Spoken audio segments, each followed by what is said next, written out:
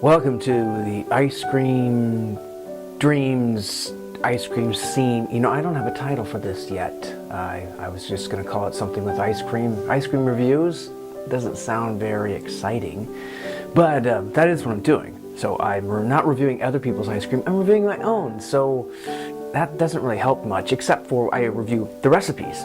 And, you know, you get to know, do I follow that recipe? Or do I follow it better than James did, if you're talking to yourself. All right, so let's see. This is the third, well, kind of the third batch I've done. I got the little bowl ice cream maker. Works fairly well. There are some limitations of it. Mainly, you just don't make a lot of ice cream because it's very small. I mean, you get like just a couple cups, 3 cups, which isn't really that much ice cream, but it's good because it helps you from overdosing on ice cream and filling up your freezer with it too.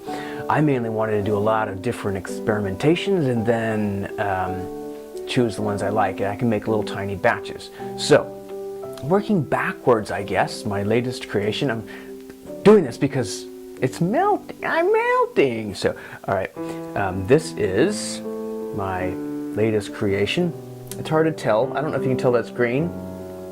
I can't. I know, well, the background's green. Actually, it's not now, but it was green. And so maybe some fringing around me, because the filters, it's hard to... Wow, I get distracted easy. Okay, so this is called key lime pie ice cream. I got the recipe online. I love key lime pie, so I thought, why not make ice cream?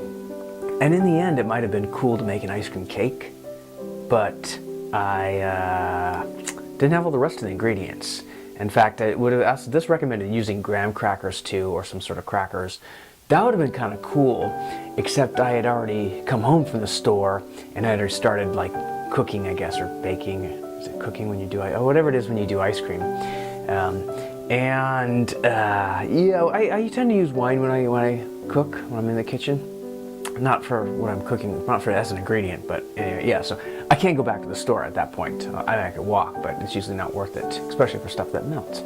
So this is the contraption. Now, it doesn't come with whipped cream, of course, and it's very hard now because I think it's tasty. If you don't churn it very well or enough, what happens is it tends to make a harder batch, you know, which is part of, I guess, the process and why we churn in the first place. But I kind of discovered on my last one, after I've already used the ice cream maker like 20 times, could it be 20? Actually, it's not 20, it's maybe like 10, half of that.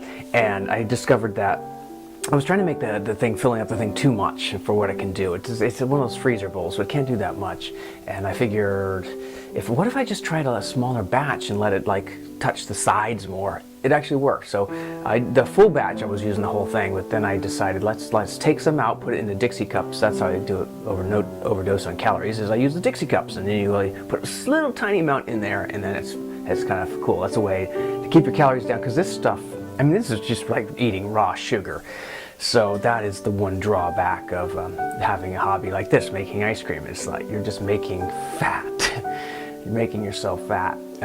So I use the Dixie cups. Now I poured each Dixie cup out, and then what I realized is now it's churning better. Now it's actually turning into a thicker ice cream. You just know if it like holds itself up and it's not pudding in the middle, or, you know, a shake in the middle, a melted shake in the middle. That's good. So I discovered that, but it was kind of too late for most of it. So I did. I already ate the first. This is my third. But I made it yesterday, so I'm one yesterday, one earlier today, now this one, and that's about a cup. A Dixie cup as well. What is it? 4 ounces. So it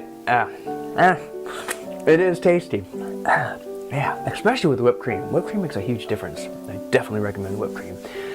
Okay, so again, we're talking key lime pie. I forgot what I was talking about. Key lime pie.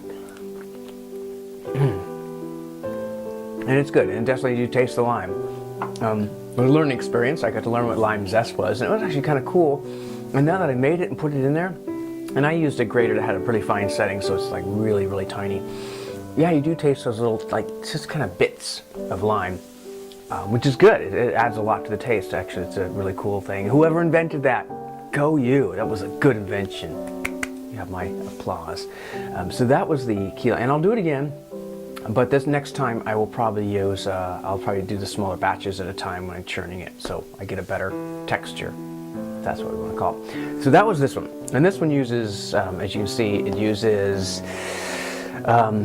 sweetened condensed milk, which I'm really not fond of because for a while it's hard to get that taste out. I think it is out now that I'm in the ice cream phase, you know, once it's been turned to ice cream.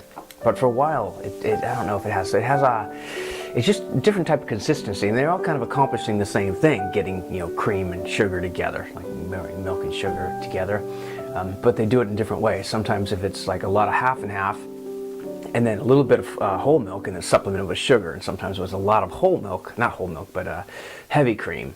So heavy cream, then half and half, and milk, and condensed milk, and sugar, and vanilla. Those are kind of like the staple ingredients I always come across. Now I have done one that was the cooking one, the custard, I call it, or custard ice cream, where you cook it. That one tasted eggy. I mean, it had like 6 eggs or something like that. I think I divided it to 3. I always cut my batches down, but it tasted kind of eggy, and I didn't like that too much. So I want to go back to them because I think when you freeze them, they have a little bit of tendency to get kind of softer. I'm not even sure of that, but that's what the experimentation's for. So I learn a little each time. I do know the one I go to the most is it's like the half and half, and then a little bit of heavy cream, and then sugar and vanilla, and that's it. I think those ingredients. It has a little bit, a tiny bit of salt, but those are the ingredients, and that works pretty well. But that one, now that I know how to churn better, I might be able to make that one work a little better. But that one tends to be kind of runny, and then it freezes and it gets solid. Makes a great shake though. So I let it sit out for a bit, stir in some chocolate syrup, and then, you know, put in a straw, and now I have not ice cream but a shake. So that is it. That's the first episode, and I'm gonna try different things: chocolate and caramel, and you know, strawberries and raspberries, and just everything I can find online because it's like free. Well, I mean, ingredients cost money. The ice cream maker costs money. The time is money. So, but it's better than buying, because if you're sticking to a one ingredient diet, you really can't buy pre-made ice cream. You have to make it yourself. And most of the ingredients that you get are one ingredient items, so that's kind of cool too. All right, so hopefully this is all in focus, because I don't want to do this again because my ice cream's melting and I kind of want to eat it. Okay.